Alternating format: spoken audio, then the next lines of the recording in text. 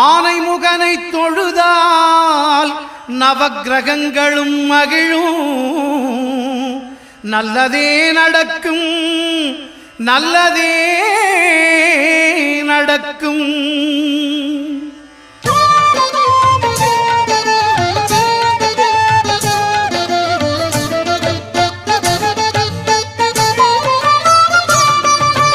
ஒன்பது கோளும் ஒன்றாய் காண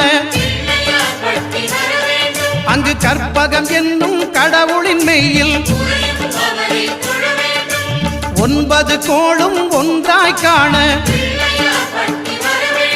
அங்கு கற்பகம் என்னும் கடவுளின் மெய்யில்